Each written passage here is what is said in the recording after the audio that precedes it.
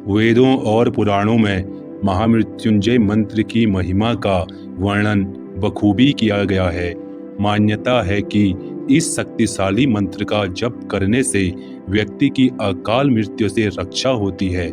यहाँ तक कि बीमारी से जूझ रहे या फिर घायल हो चुके व्यक्ति के प्राणों की रक्षा के लिए भी महामृत्युंजय मंत्र का जप करने की परंपरा बरसों से चली आ रही है।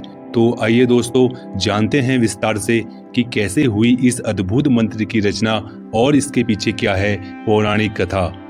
तो नमस्कार दोस्तों, स्वागत है आपका मेरे चैनल में।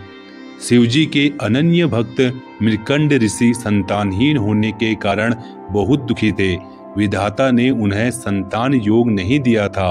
मृकंड ने सोचा कि महादेव संसार के सारे विधान बदल सकते हैं, इसलिए क्यों ना भोलेनाथ को प्रसन्न किया जाए और उनसे संतान की प्राप्ति का वरदान हासिल किया जाए।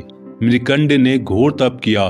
भोलेनाथ मृकंड के तप का कारण जानते थे, इसीलिए उन्होंने शीघ्र दर्शन नहीं दिए। लेकिन भोले बाबा को भी भक्त की भक्ति के आगे झुकना पड़ा।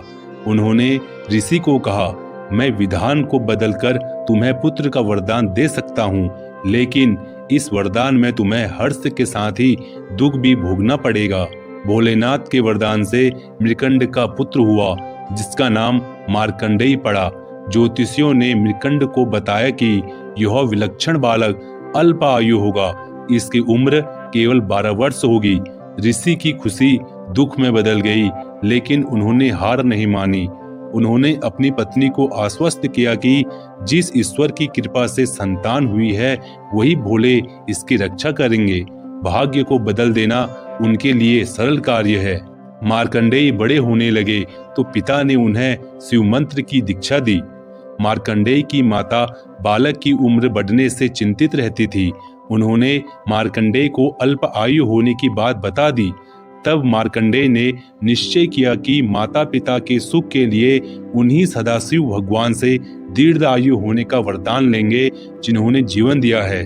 मार्कंडेय 12 वर्ष की अवस्था के करीब थे। फिर उन्होंने शिवजी की आराधना के लिए महामृत्युंजय मंत्र की रचना की और शिव मंदिर में बैठकर इसका अखंड जप करने लगे।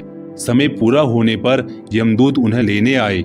यमदूतों ने देखा कि बालक महाकाल की आराधना कर रहा है, तो उन्होंने थोड़ी देर प्रतीक्षा की। मार्कंडेय ने अखंड जप का संकल्प लिया था। यमदूतों का मार्कंडेय को छूने तक का साहस न हुआ और वह लौट गए।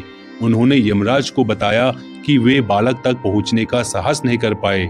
यमदूतों के खाली हाथ वापस लौटने पर यमराज ने स्वयं जाकर मार्कंडेय को लाने का फैसला किया। यमराज मार्कंडेय के पास पहुंच गए। बालक मार्कंडेय ने यमराज को देखा तो जोर जोर से महामृत्युंजय मंत्र का जप करते हुए शिवलिंग से लिपट गए। यमराज ने बालक को शिवलिंग से खींचकर ले जाने की चेष्टा की। तभी जोरदार हुंकार से मंदिर कांपने लगा। एक प्रचंड प्रकाश से यमराज की आंखें चुंधिया गई। शिवलिंग से स्वयं महाकाल प्रकट हो गए। उन्होंने हाथों में त्रिशूल लेकर यमराज को सावधान किया और पूछा, तुमने मेरी साधना में लीन भक्त को खींचने का साहस कैसे किया?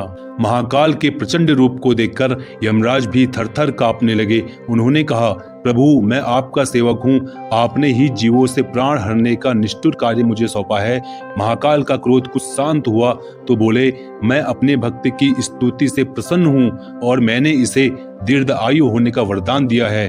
तुम इसे नहीं ले जा सकते। यम ने कहा, प्रभु, आपकी आज्ञा सर्वोपरि है। अब से मैं आपके भक्त मार्कंडेय द्वारा रचित महामृत्युंजय का पाठ करने वाले को त्रास नहीं दूंगा। महाकाल की कृपा से मार्कंडेय दीर्घ आयु हो गए।